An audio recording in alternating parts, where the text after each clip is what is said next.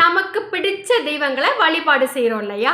அந்த தெய்வம் யாராக இருந்தாலும் சரி, முருகனோ விநாயக பெருமானோ கிருஷ்ணரோ அல்லது ஆஞ்சநேயரோ, இப்படி எந்த தெய்வமாக இருந்தாலும் சரி நம்ம வழிபாடு செய்கிறோம்.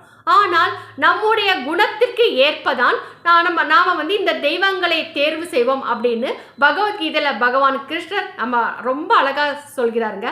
நம்ம 3 குணங்களை சொல்றாரு நம்மளுக்கு: சத்வம், ரஜஸ், தமஸ். இதுல சத்வ குணம் நிறைந்தவர்கள் எந்த தெய்வத்தை வழிபாடு பண்றாங்க அப்படின்னு சொல்றாரு. பகவத்கீதை 17வது அத்தியாயம் 4வது ஸ்லோகத்துல என்ன சொல்றாரு அப்படிங்கிறத பார்ப்போம்.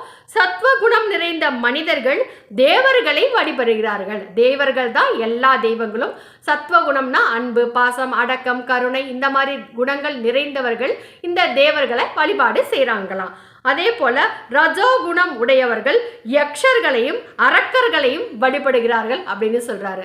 ரஜோகுணம்னா என்ன? போட்டி, பொறாமை, அகம்பாவம், ஆணவம், திமிர், இந்த மாதிரியான குணங்கள் யார்கிட்ட மேலோங்கி இருக்கிறதோ அவங்க எல்லாருமே யக்ஷர்களையும் அரக்கர்களையும் தான் வழிபாடு பண்ணுவாங்களாம். அதே போல தமோ குணம் உள்ளவர்கள் அப்படின்னு சொல்றாரு.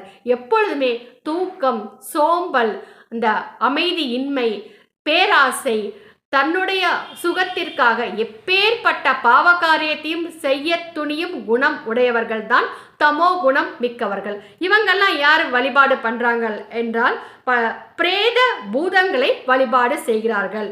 தமோ குணம் நிறைந்தவர்கள், தாமச குணமுடைய மக்கள் பிரேத பூதங்களை வழிபாடு செய்கிறார்கள் அப்படின்னு 3 குணங்களின் மூலமாக நாம் எந்தெந்த தெய்வங்களை வழிபாடு செய்கிறோம் என்று கிருஷ்ணர் ரொம்ப அழகா சொல்றாருங்க. நீங்க இதில் எந்த தெய்வத்தை வழிபாடு செய்கிறீர்கள் என்று தெரிந்து கொண்டு எந்த குணம் உடையவர்கள் அப்படிங்கிறத நீங்க தெரிஞ்சுக்கலாம். இது போல சுவாரஸ்யமான பல தகவல்களை பகவத்கீதையிலிருந்து தெரிந்து கொள்ள சேனலை சப்ஸ்கிரைப் செய்து கொள்ளுங்கள். விரைவில் கருட புராணம் முழுவதும் கதையாக கூறப்படும். நன்றி.